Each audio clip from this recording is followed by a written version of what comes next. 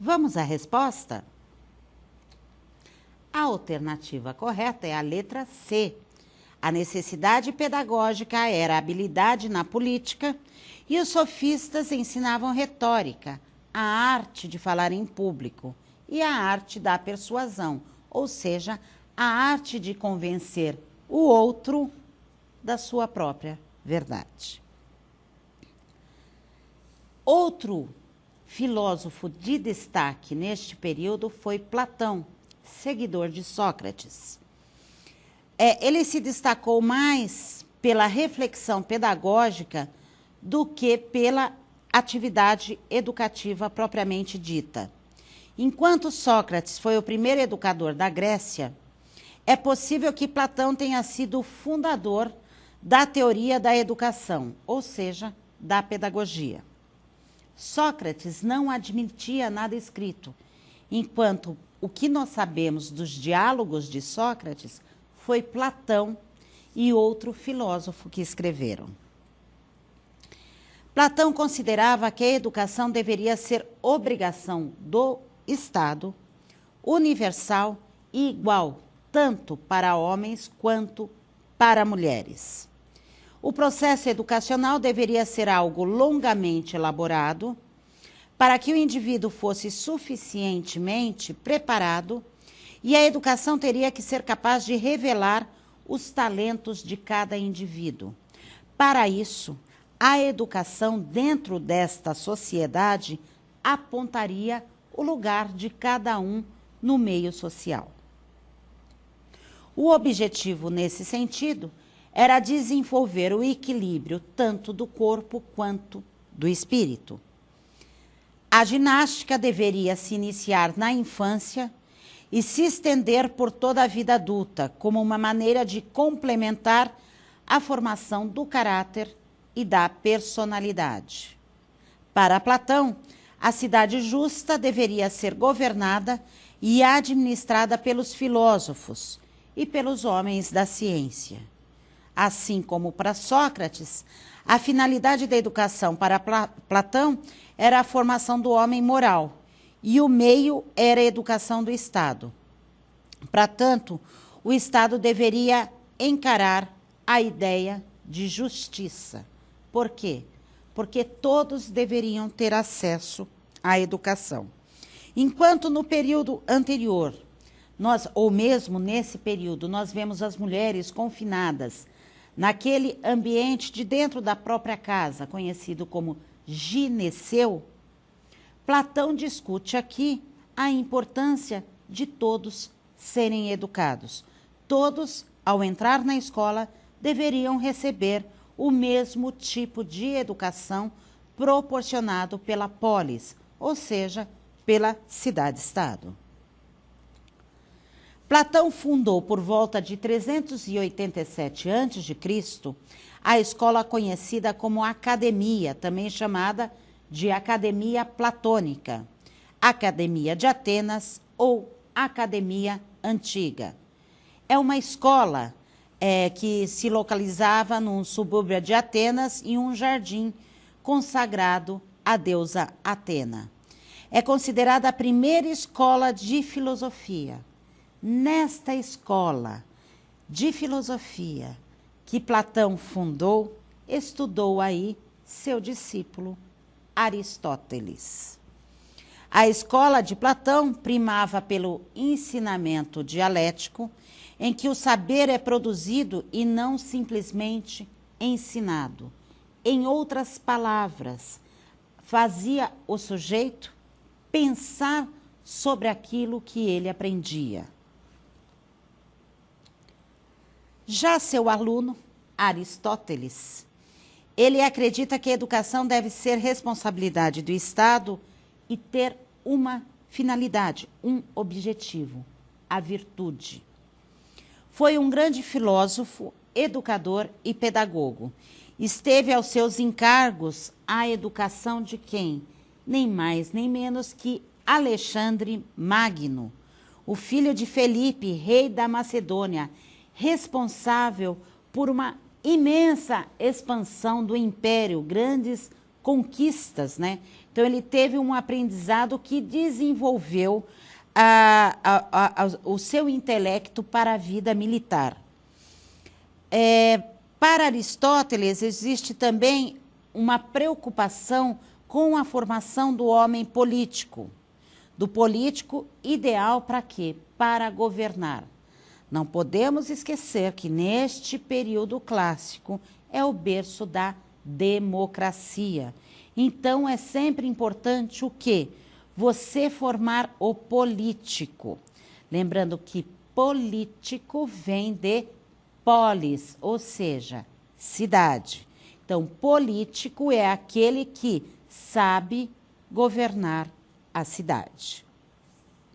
Ou deveria governar a cidade. A finalidade da educação, então, nesse sentido, é obter virtude para quê? Para que você possa governar, inclusive. Como a gente entende esta virtude? É fazer o bem, sempre com olhos do quê? De fazer o bem por si e por todos que estão aí ao seu lado.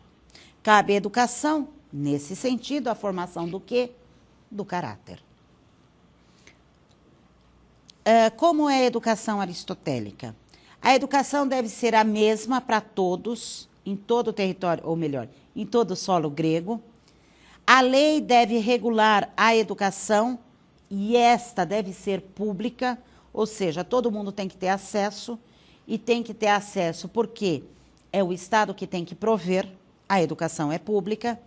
A família deve se responsabilizar pela educação na primeira infância, ou seja, até os 7 anos de idade. A partir dessa idade, cabe ao Estado assumir este processo educativo. A partir dos 7 anos, deve ser dividida em 2 períodos a educação. Dos 7 anos até a puberdade e da puberdade até os 21 anos. As 2 partes essenciais dessa educação, ginástica e música.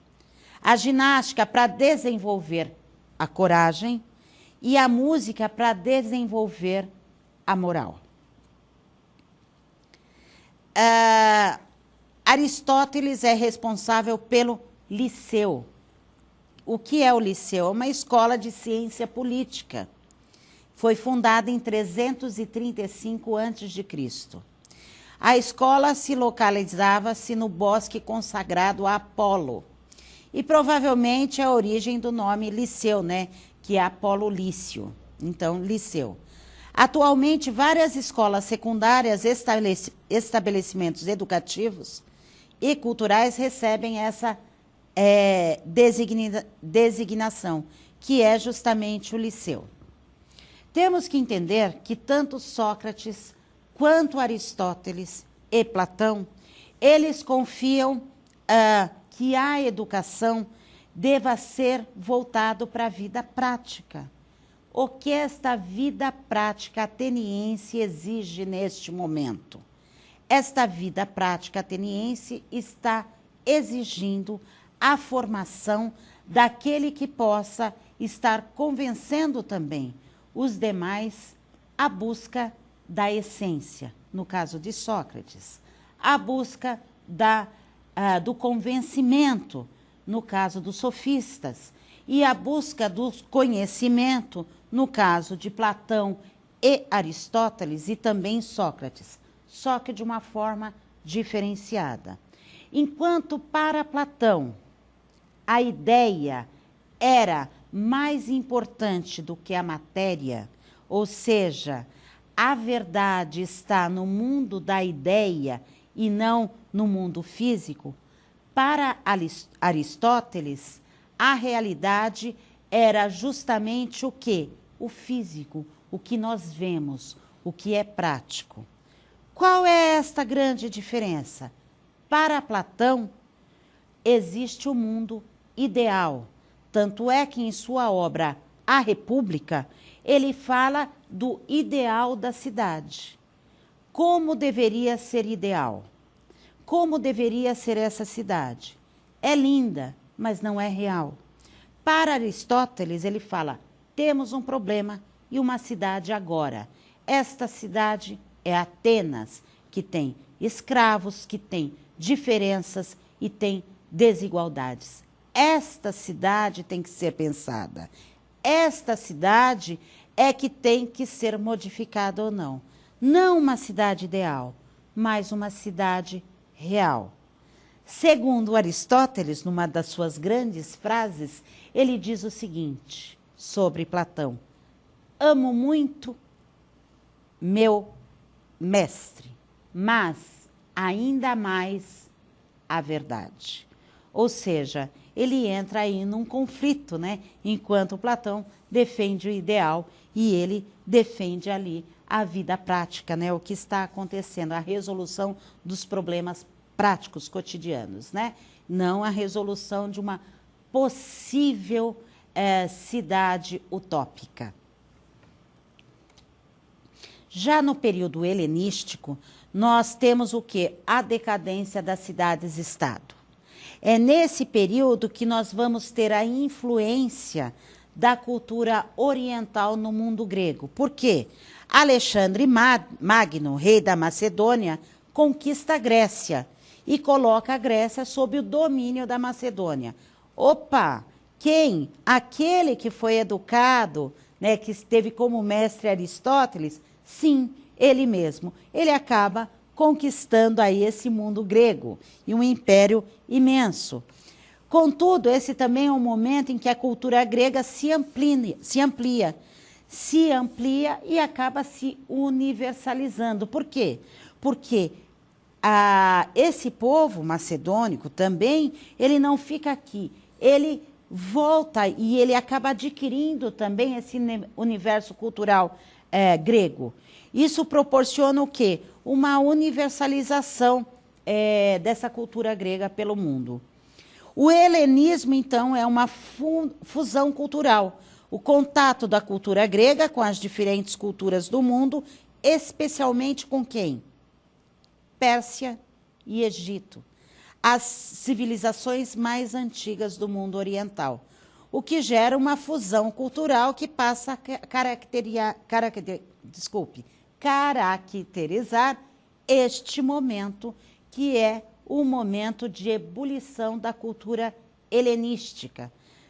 É interessante observar que mesmo nas obras, né, podemos notar com nitidez a diferença das obras artísticas realizadas durante o helenismo e durante o período clássico, né? É claramente visível a diferença que existe aí nesse período. Como é a educação? Diminui a importância da educação física, de aspectos estéticos, e tem uma valorização de aspecto intelectual. Nesse período, eleva-se o papel do pedagogo com a criação do ensino privado e desenvolvimento da escrita, leitura e o cálculo. Lembrando que o seguinte, o mundo grego foi conquistado, mas nós temos aí um mundo muito grande que vai compor um imenso império romano posteriormente e que precisará o quê? De muito funcionário público, porque o império vai ser muito grande. Logo, precisaremos do quê? De mais gente que tenha acesso à educação formal. Normalmente, o conteúdo dessa educação formal abrange disciplinas humanísticas como gramática, retórica e dialética, e científicas como aritmética, música, geometria e astronomia. Agora, a nossa interatividade.